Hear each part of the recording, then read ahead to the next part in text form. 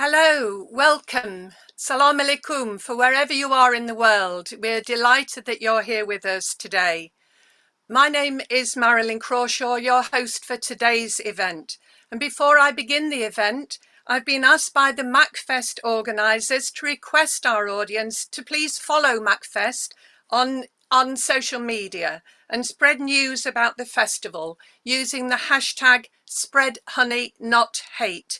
And also for the International Muslim Women's Arts Festival, of which we are the first event, use the hashtag IWD2022. As most of MACFEST events are free to attend, they also dearly welcome donations. And do check out more about their amazing work. Before we get started, I have a couple of housekeeping messages. As you know, this is a webinar, but we very much welcome your questions and comments. But you'll need to make these in writing by clicking on either the comments or the chat or the Q&A boxes at the bottom of your screen. And we will be monitoring these and we'll try to answer as many as we can. And for anybody that wishes to use captions or subtitles, then you can do that by clicking on the live transcript icon, which is usually at the bottom of the screen as well. And before we start too, I want to acknowledge the difficult times that we are living in globally. Today is a global day of action for peace in Ukraine. But also some of you may have seen that a mosque in Peshawar in northwest Pakistan, from where our KK team are joining us today, was hit by a bomb during Friday prayers 2 days ago, with almost 100 people killed and nearly 200 injured. So let's please just have a quiet moment to send our thoughts around the world to everybody in these troubling times.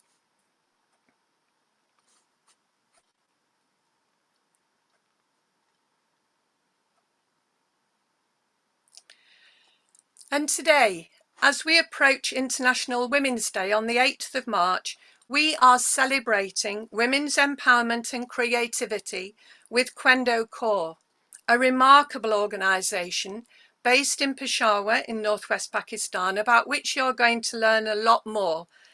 I'm proud to be associated with them and am the chair of the UK charity UK Friends of Kwendo Kor. And we are joined today by staff from Kwendo Kor who have gone into their head office on Sunday evening to join us. Thank you to all of you.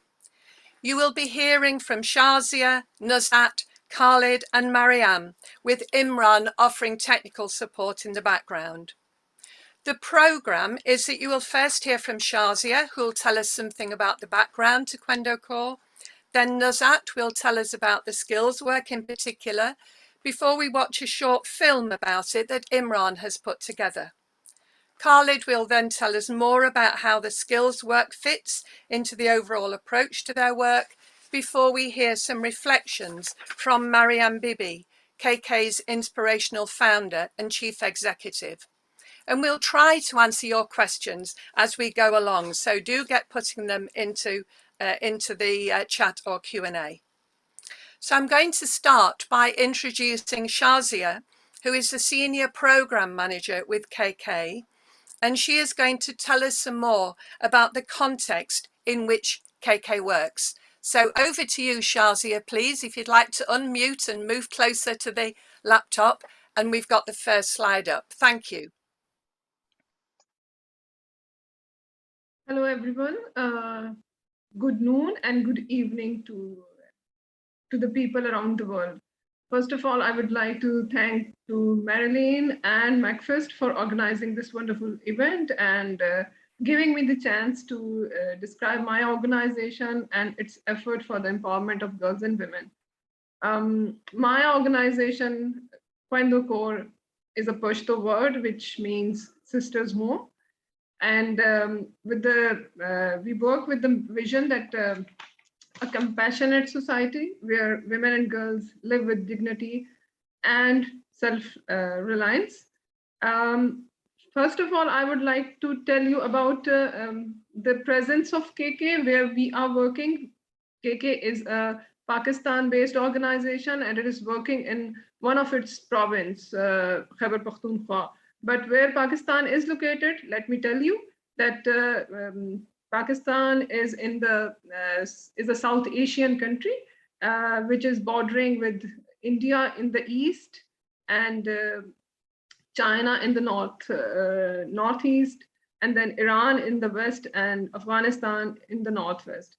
It has 4 provinces, and Khyber Pakhtunkhwa is one of the province, which is at the northwest side of the country.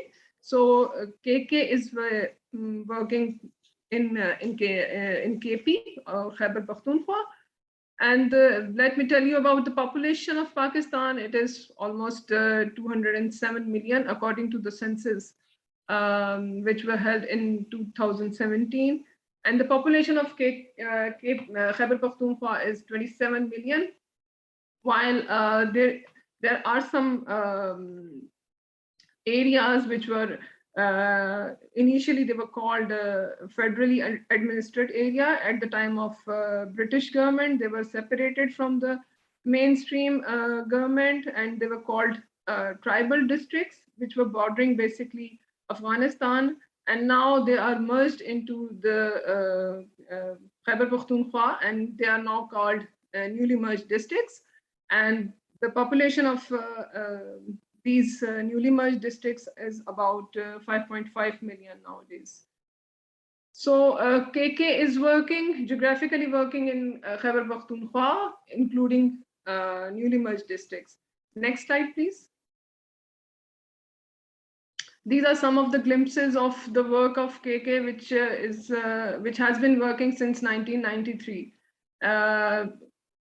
KK has different thematic areas where we are working. These are education, women, economic empowerment, and then health and civil rights. So these are some of the glimpses of these our interventions. I will explain them in the next slides. Next slide, please.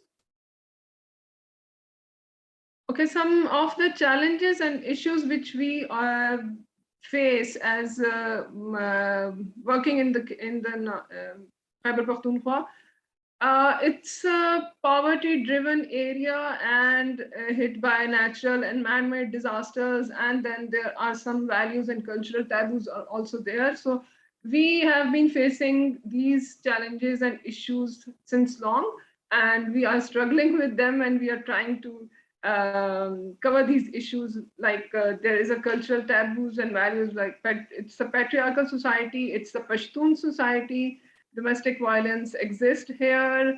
Early and forced marriages of the girls is a common norm here, and then honor killing is one of a very bad value there in our society. Work for women is dangerous. Like there is a stigma. The organization or any women or any man who is working for the women's rights, basically it carries a stigma that it is a Western agenda which we are following, and we want to make them, what you can say, we don't want to empower them, but we want to promote vulgarity. So this is another stigma which we face. And then low literacy is, I think, is a root cause of these issues. Literacy rate is very low in our province, and then high maternal and neonatal mortality also exists here. Poverty ratio is also very high because, as I have mentioned, that it is a man-made disaster and natural disaster prone area. So poverty ratio has increased over the past years. And then poor infrastructure also adds value into it. And then as Marilyn has just shared with you that there was a suicide attack 2 days ago in the mosque. So law and order situation also is not very favorable. So this is also a very critical issue for us. And then our borders, as KP, Khyber Pakhtunkhwa is bordering Afghanistan, and you know the situation there at our borders. So insecure borders also adds uh, into it, and then governance, accountability issues are also very critical. Lengthy, one issue which all the organizations, the non-governmental organizations are facing here are the lengthy and time-consuming procedures, government regulations. Making compliance with the government procedure is very lengthy process here, and taking the NOC and non-objection certificates from the government, and then getting all the certificates from the government is a lengthy procedure. So the space of the organizations are basically shrinking here, and the donors also, they also are not interested. It seems that they don't, they are losing their interest in investing the developmental projects here in Pakistan. Then high frequency of natural disasters, as I've mentioned, that it's a disaster prone area, so floods, earthquakes, they also happen here, and the frequency is very very high. So this is also a challenge. And then donor supported projects, often they are short term, and they are focused basically on on one specific thing, but not, they do mostly they do not focus the needs of the communities. And then the lack of human resources, skilled human resources, is also an issue. And the frequent staff turnover is also the issue which KK has been facing since long. Next slide, please. I think you're at the last. You're at the last one, actually, Shazia. Okay, yes. So if we can go back onto the full one, thank you, Steve. And if I can ask Steve, I think you're using an old set of slides, so we might need to get the newer set of slides on for the next presentation. But thank you very much, Shazia, for a very clear account of the context in which you're working. And I know that the audience will be very interested to know and hear more about how does skills development fit in this? What is it about the traditional skills that women are using that fits into Kwendo Kor's work? And so we're going to be hearing now from Nuzat. I wonder if we can move Nuzat into the screen. And Nuzat is the Programme Manager for Education and Empowerment. And she's going to be telling us more about the skills work in particular before we then move into watching the film. Thank you, Nuzat, and over to you. Assalamu alaikum and hello everyone. My name is Nuzat Amin and I am working with Kwendo Kor in different capacities for the last 10 years. Presently I am working as a program manager education and also responsible for women economic empowerment activities. If we talk about KK Vision, which is a compassionate society where women live,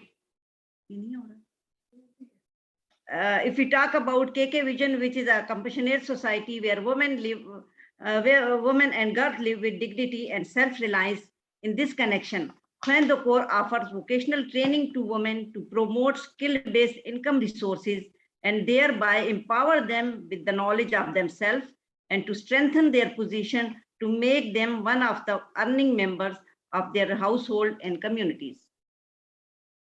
By providing vocational training to the girls and women, we can help them a step further so that they could do things on their own and earn their bread. With vocational training, women can get economically empowered even when they do not have any proper job. They can start their businesses, they can make and sell things from home, they can get jobs in different production units, etc. Keeping in view the benefit of vocational skill for women, a local handicraft promotion and skill development program named the Ilma Bibi Handicraft Development and Promotion Center, in short we call it EHD, has been established in the year 2014 in the village Mathura, district Peshawar, which is dedicated to late Miss Ilma, who was an ardent and dedicated supporter of KP women and Kwendo Kor. KK Mazri Products Innovation is a reflection of the Miss Ilma efforts towards recognition of handmade products. Boosting women's economic empowerment is key to achieving gender equality, but society still allows men to prevent their women from working. So KK provides opportunity to these deserving women from learning to earning. Include a training classroom and display center equipped with sewing and embroidery machines and other training aids. This is designed to enhance the vocational entrepreneurs and business management skills of community women. The center is also used as a central display center for KP women's handmade products, especially those constructed from Mazri, crochet, and hand embroidery. The marketing of products made by women is a key focus for AHED. AHED facilitates exhibition, fairs, and other marketing efforts designed to link women entrepreneurs with mainstream provincial, national, and international markets. This part of the center work is supported and managed by Khwendo Kor Economic Empowerment Program. So far, 300 learners have been graduated from AHED. They completed their 6-month training course and learned tailoring, embroidery, and crochet skill. At present, AHED has 20 learners and 50 workers. Workers including 30 women who prepare crochet items, fabric masks, shopping bags, hand embroidery, and 20 home-based workers produce Mazri products. AHED market these products through different exhibition, mega marts, businessmen, and individual customers. AHED also facilitates skillful women to Mazri products. Though preparation of fibers from Mazri leaf is a difficult task, it's a very tough task, but it is a very good income source for women. Mazri palm play a significant role in the livelihood of the local communities, especially in the newly merged district and adjacent areas. It contributes to the livelihood of rural as well as urban population. There are various products where Pushtun women have good skills, but that don't bring them enough earning within wheel and four walls. KK identify such skillful women in Mazri products in the KK working areas at the grassroots level, such as Karak and Banu. And KK provide them different ideas and samples to develop innovative products. They prepare different products like bread basket, fruit basket, dustbin, jewelry boxes, pen holders, and table mates. KK also help those women entrepreneurs by creating order for their Mazri products and then display in different exhibitions, display center, and making them able to financially support their families. To enhance women economic empowerment, we are facing challenges as we don't have regular project funding and have limited financial resources. AHED is unable to place latest technology in the center and utilize high quality expert vocational teachers. Despite challenges, we are looking for a way forward. KK wants AHED to become a brand and expand its production and market. To facilitate more deserving women for economic empowerment, KK also wants to replicate the work in most neglected areas like newly merged districts. And thank you.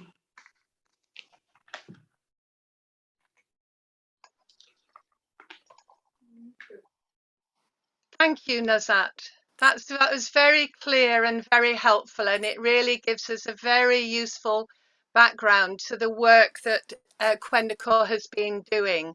And we're now going to be watching a short film that has been put together by Kwendo Kor. And I want to thank in particular Imran, who is there in the background, who has been instrumental in doing this. Just to give you a little background, Kwendo Kor and UK Friends of Kwendo Kor last year were together, each in our own countries, in lockdown. So we couldn't hold our usual events for International Women's Day. And so we at that point, you're not going to see the film I'm referring to here, but at that point last year, we put together a film from the UK and from the northwest of Pakistan. And Imran taught himself how to do that in lockdown. So the film that you're going to see now is him using those skills that he taught himself last year. And he went with KK staff, you'll see Nuzat on the film, into the rural areas to show you the beginning of a process. It gives you an idea of the area that Kwendo Kor is working in.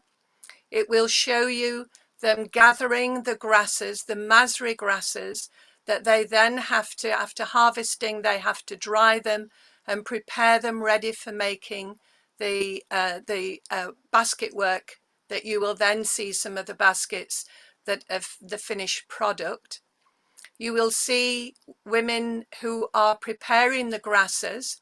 You will see one woman who then shows you her thumbs, her fingers, and it's because her fingerprints have been removed by the work that she does with the grasses, stroking and preparing the grasses.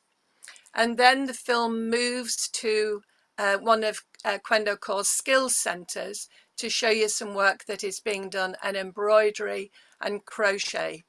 So do please send your questions in about the film, and the staff will be very happy to explain what it is about. So sit back, get ready to watch the film, and then we can maybe say a little bit more about it afterwards.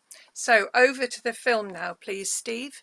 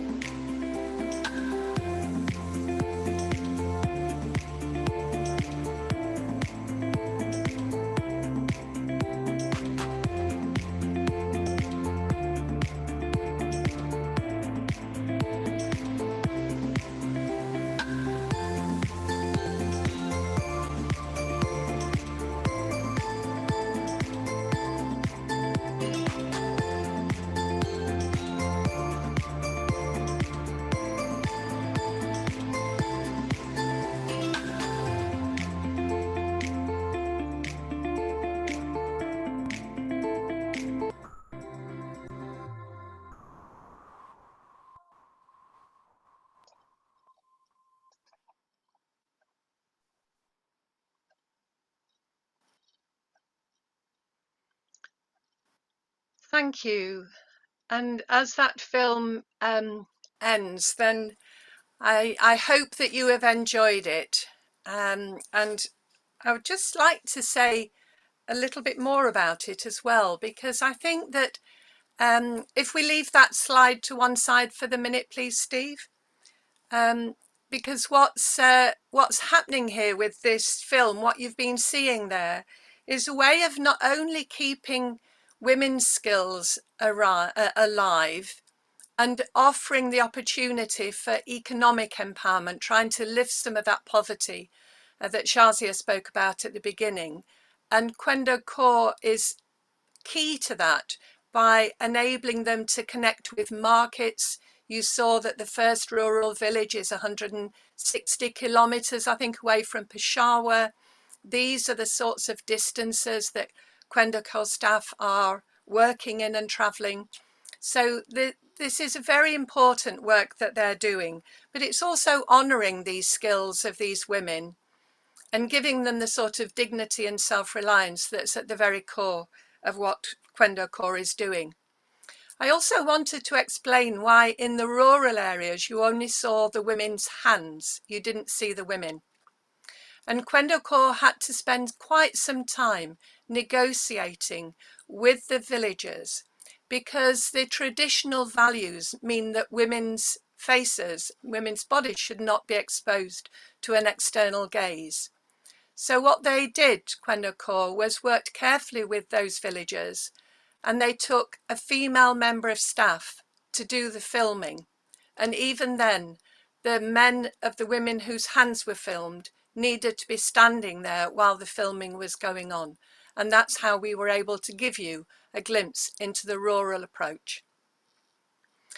So I see that there's some comments coming in. There's a lovely one here.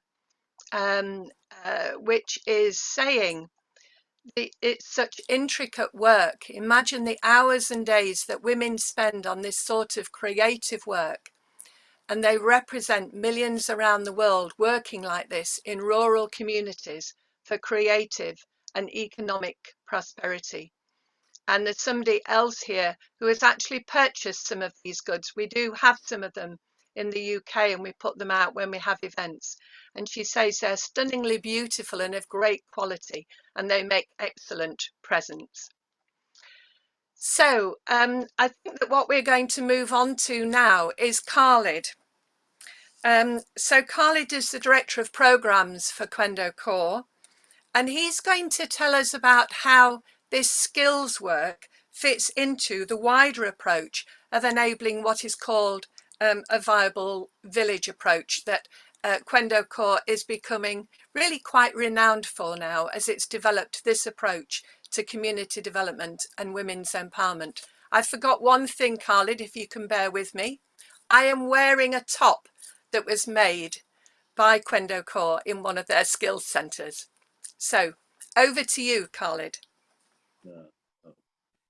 Okay, thank you so much, Marilyn, and everyone for giving this opportunity and to be here with us. Like you see the slide here, which is written here is Viable Village. Basically, this is the, you say this is the monogram for the Viable Village. We are using this picture for all the Viable Village documents, which shows and reflect the entire Viable Village approach. If you see the objective of Viable Village is there, and like the component of the Viable Village are also there, and also Khwendo Kor programs are there. And like the picture shows that women, men, children work together, and they are very much involved in their development work. So this slide is basically unique, and we are using this as a monogram for the Viable Village, and it become an identity for Khwendo Kor approach. Next slide, please. So as Shazia shared about the challenges and the issues which are really very difficult in these challenges, to work for the uplifting and empowerment of the community, and especially women. And like the film you have seen over there, so this is very difficult to like work all those things and all the struggle Kwendo Kor has made in this regard. So this is only possible. Kwendo Kor has made it possible by applying a comprehensive and indigenous and inclusive approach of like working with community and involving the community, especially the women, from its inception of the Khwendo Kor. Later on, this model has been evolved into formal model in 2013, and then it's become part of KK's identity. So basically, the viable village approach, which now is the model for Kwendo Kor, so it ensures community, especially women, take leads and like ownership of the development process, and they should take the responsibility and driving seat for the development and empowerment of community. So this viable village approach and model is basically guaranteeing sustainability of the whole development process, which increase the community self-reliance, especially the women's self-reliance. Under this approach, it makes sure that grassroots community has been effectively connected with the policy level, and the community, especially women, they are able to negotiate with authorities. This approach is, on the other hand, is very cost effective, because we are like putting each and every efforts in one specific area, which ensures easier access to the employment and lowers poverty and contribute to women empowerment. Next slide. So the strategy of the village, viable village model is like the baselining. We have four strategies for implementing this model. So initially the community has been facilitated that they should like discuss, and they have to prioritize their issues and then develop a plan for 5 to 10 years. And the community, especially women, they have been organized in the groups. The women are also organized in the groups as women and men organization, and then building their capacity so that they can successfully negotiate, and they can take lead in development partnership with the other service providers, NGOs, and government. Next slide, please. So, is said that the community is facilitated to develop their own development plans for 5 to 10 years. And we are expecting from this viable village into 5-10 years cycle, these indicators and outcomes. Women and men organization are functional and organized and registered with relevant authorities after 5 to 10 years. And there could be a significant increase in women CNIC computerized national ID card to be issued by the government, and the women are registered as voter and casting their votes. The gender-based violences are expected to be reduced, and the women access to basic human rights, which includes education, health, livelihood, and clean drinking water with decent standard of living is increased.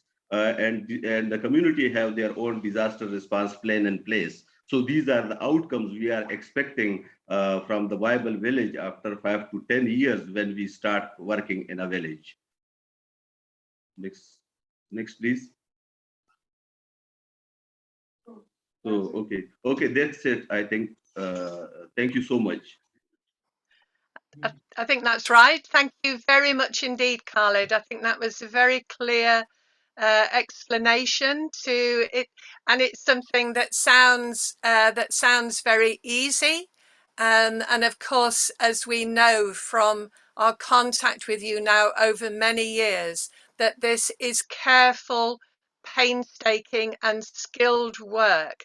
It doesn't just happen overnight, and it needs to be slow and steady, and you need to have a remarkable commitment to keeping going and making these things happen. So thank you very much for that very clear explanation. Do put any questions or comments that you have into the chat or the question and answer part. But I wonder if what I can do now is invite Mariam Bibi to say a few words, to say some reflections. Now, Mariam is the person that started all of this. So in 1993, she established Kwendo Kor. It is her vision, and she has been driving it all this time. She is quite a remarkable woman. She won't tell you this herself, so I'm telling you instead. She really is quite remarkable.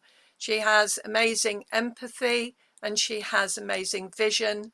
And just, I think 2 weeks ago, she was honoured in a national award in Pakistan. And we're hoping that we're going to eventually be able to see the screening of that award, where the president of Pakistan and his wife were in the audience. But Mariam, are you there? And can we hear a few words from you?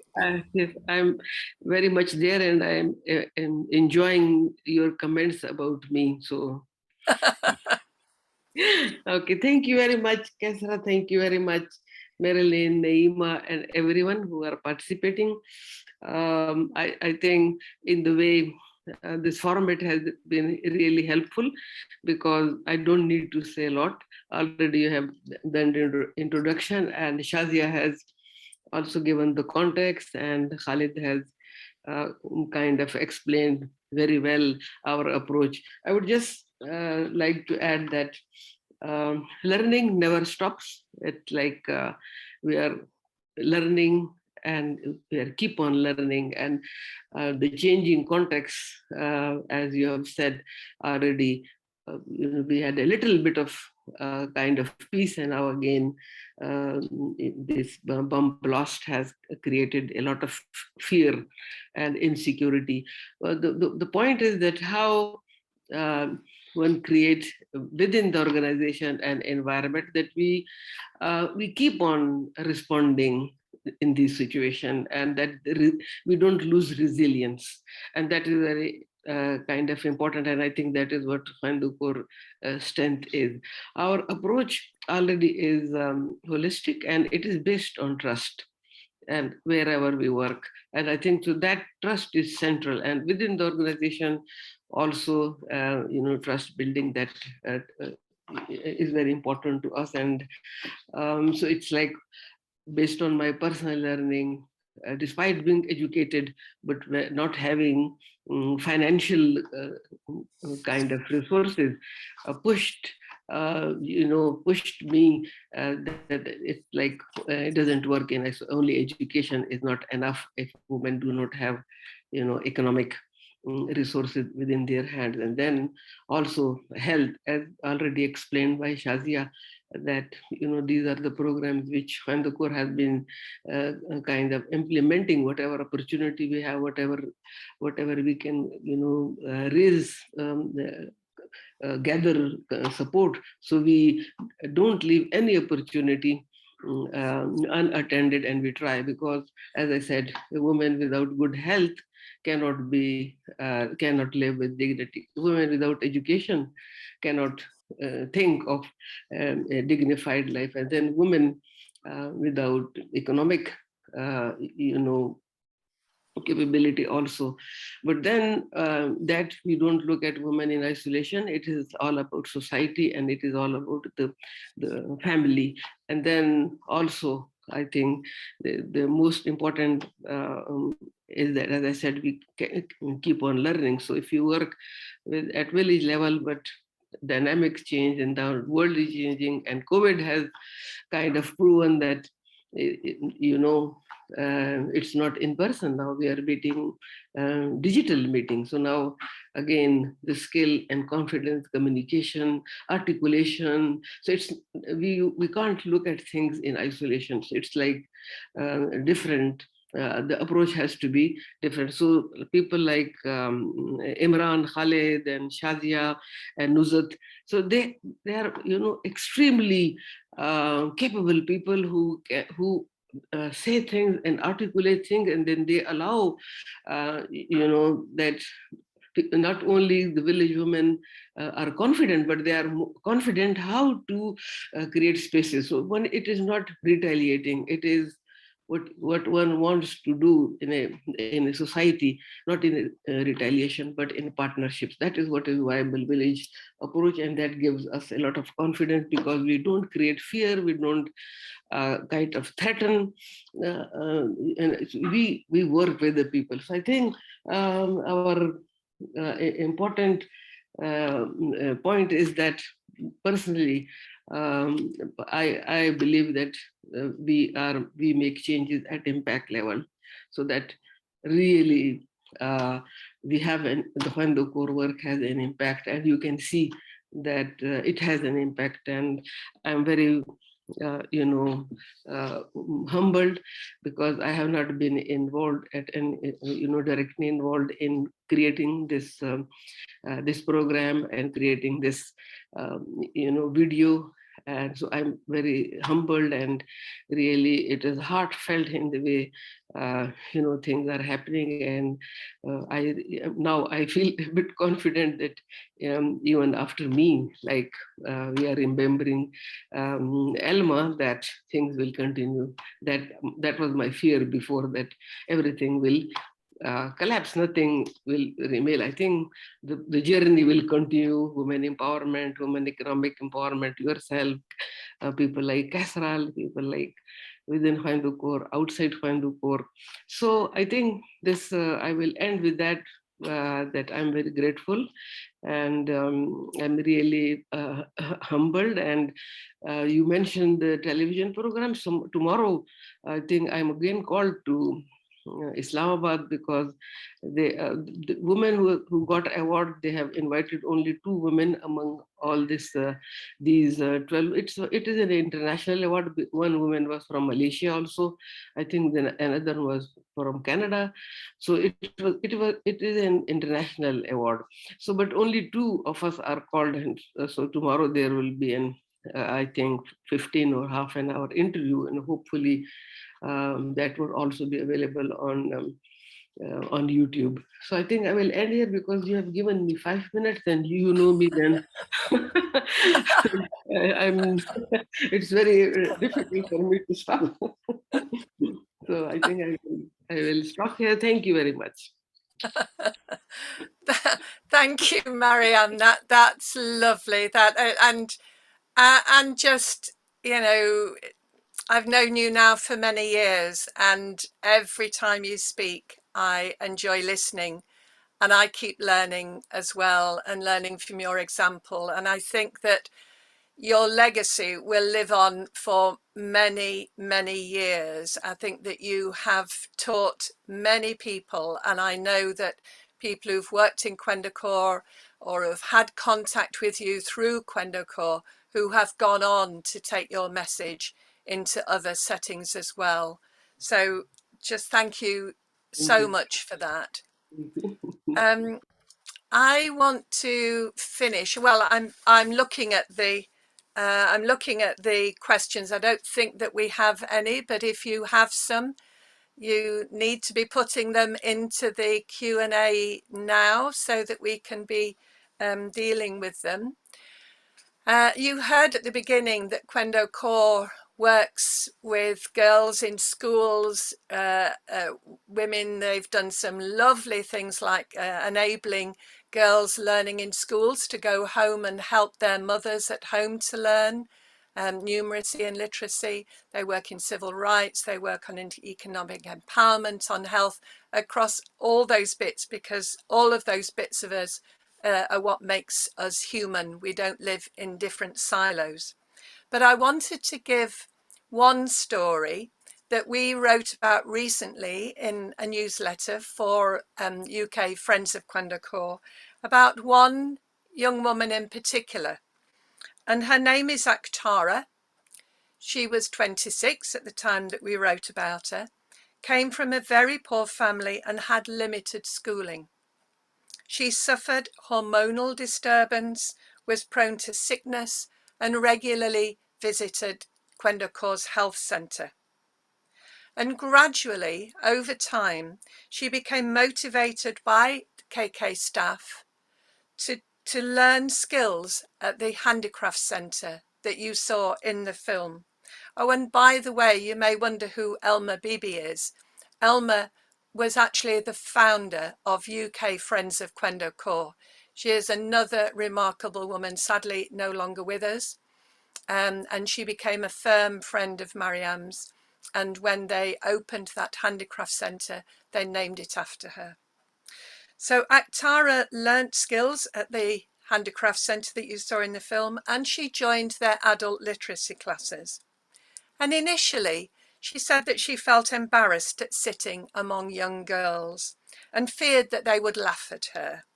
But with gentle encouragement, she took the plunge in 2019. She learned quickly and she grew in confidence. And when Kwendo Kor advertised for a vocational teacher for the centre, she decided to apply despite fearing that she stood little chance. And when appointed, she said, "I couldn't believe that I was chosen as a teacher." Aktara soon proved that she was not only a good learner, but also a good teacher. And today she is running that centre successfully, providing training to the learners and also producing innovative items.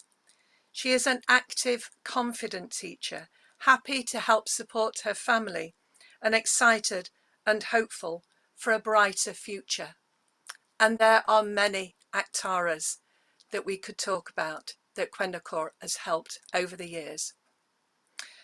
So what I would like to do now, if Steve, if you could put up this final slide, or next to one slide actually, of the woman that's lurking there, that's the one. So I mentioned earlier on that last year when we were in lockdown and we couldn't do anything together for International Women's Day at this time of year, we decided to create what I think is called a word map. And what we did is we asked women in Pakistan to send us words and women here in the UK to give us words of what they think being a woman is about and what the images and ideas are that come up when you think about women. And here they are, we put them together in this word map. Now, I don't know if anybody else can do any of the translations. I can do the English ones. You can see we've got dignity, caring, women, resilient, strong, reliable. Have we got anybody on the presenters that can do the translations? The words are Urdu words rather than Pashto. Well, I suppose we could have a go between us. Go on, Naima, go for it. Okay, so I'm starting with the top left hand. So Beti means daughter. Khushi means happiness. And then going further down, please do correct me if I don't have this right, but Man means to be the pride of someone. And of course, Behen means sister. So any more takers for the rest? Yes, I can take one. Bivi means wife. And Bahadur means very brave, I guess. And let's have a look. Any other words? Can you see any others? What about Janet at the top there on the head? Oh, Jannat Jannat, means Jannat. paradise. Yes. It means what? Heaven. It's heaven. Heaven. Yeah. Paradise. Heaven. Paradise, yes. Paradise. Paradise, yes. So what does reliable mean then? Reliable means, it means what you are, Mariam. It means that if you say you'll do something, you'll always be there for other people. Okay, so that is, I like this reliable very much. And man is also very interesting, you know, man. And what does that mean? Man mean, you know, pride, or I don't know, maybe Naima and anyone else can. You're spot on, Mariam Abba. It means pride. Pride. Yes, It's ma. It's ma, like the mother. Ah, okay, mother, right. I thought it was man, but I do think that I women also are. thought it was man. Yes. What I about think we. cushy? Do we know what cushy means? Happiness. Happiness. Happiness. Yeah, I think you might have already said that to somebody. Yeah. Yes. And there's one at the bottom which says hamdard, if I'm reading that correctly. Hamdard. Hamdard. Sympathetic, supportive. Yeah. Compassionate. Compassionate. All of that. Yeah. Yeah. And if I can add one more, Yes. independent. Oh, yes. It's not there. I'm just adding it. Yeah. Yes. And you know, Well, nowadays, can I make a remark that in Pakistan, there is a great controversy going on. It has become very sensitive about on 8th March, Women's Day. The Mera Jism Meri Marzi. It has become so controversial, and so that, you know, because of this one statement, Mera Jism Meri Marzi, that means my body and it's my will. And all television program and all this, and this has really discouraged many well-meaning women who really believe in women empowerment, women development. So I think what I would like to hear Kasra's and Naima's views on that.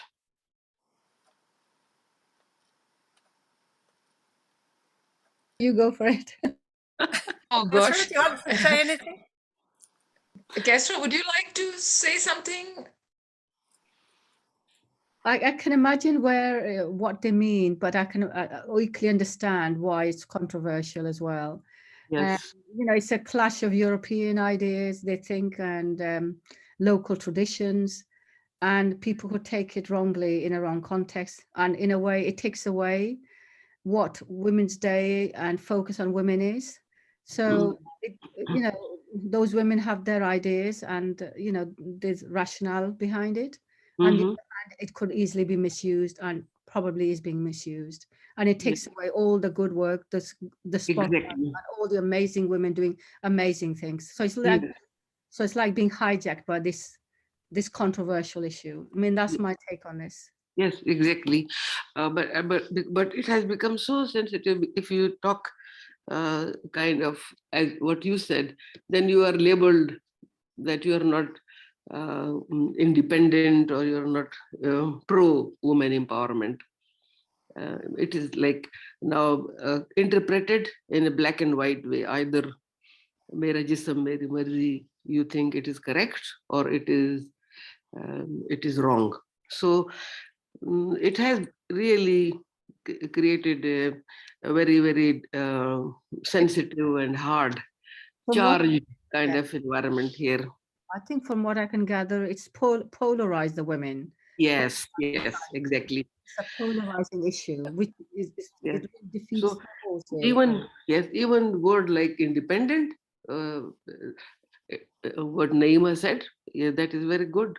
But then now using independent, you are labeled as you are pro vulgarity, and you believe in liberalism, which even if you not wearing without dresses, you support that. So which is not the case. So I'm just saying that sometime it is very it becomes very controversial, and the good work in our context many organizations are doing, they are not able to even talk about it, because that needs a lot of articulation and conceptual clarity on feminism, confidence, articulation, how good communication skill, and not many women have those things. So thank you. I think again I have started another. But I think that what I would like to come in and say as we move towards the close is I think that history tells us that if we do things that are intended to help change the balance of power, whatever it is, then there is often a backlash to that. And what you're describing sounds as if a backlash, and we're living in a world where things increasingly get polarized into you're either for something or you're against it. Exactly. And it stops the space in the middle for there to be discussion and exploration. Yes. And I'll go back to something that Khalid said when he was speaking about the importance of a partnership approach. And I know that Kwendo Kor in its work, it works with people where they are at this moment in time in terms of how they think about things, what they think is the natural order of relationships. And it starts there and it builds from there and it takes people with them. So I know that you don't go in and try to impose your views, but you'll offer people the opportunity to think that there may be another way and another way of doing things which may benefit all of them, men and women, adults and children. And I think that's probably the point where we can draw this to a close. And I think that word map that you can see there again at the top is symbolically linking the UK Friends of Kwendo Kor and Kwendo Kor in Pakistan. And the sorts of discussions that we have between us, I think are very important ones, as we're learning not only about gender, but also about culture, about ways of viewing the world, about thinking about things, and how our thoughts and feelings and our experiences inform what it is that we do. And Mariam, I love what you said about we all keep learning, and may we always keep on learning onwards and onwards. Yes. And you'll see on this last slide here that there are ways in which you can make contact with us, and please do feel free to contact with us. Obviously, we'll very much welcome it if you wanted to support us financially, but it's not only about financial support, is it? It's about coming together, listening and learning from each other. And we've very much enjoyed you being with us this afternoon, and would want to thank you again for taking the time to come. And I would want to thank the Kwendo Kor staff who joined us, because it's evening there. It's 8 o'clock, is it? Gone 8 o'clock in the evening on a Sunday evening, and you're going to now have to go home and then get up in the morning and come back for Monday morning work. So thank you very much for giving the time this evening, and it's been great working with you in putting this programme together. And thank you too to MACFEST for enabling us to do this. And I know, Kaiser, I think you wanted to come in and say a little about some of the other things that are happening with MACFEST, and in particular with the Women's Festival. And I'm very much looking forward to it, and I know that you'll have some really good events to come. So over to you, Kaiser.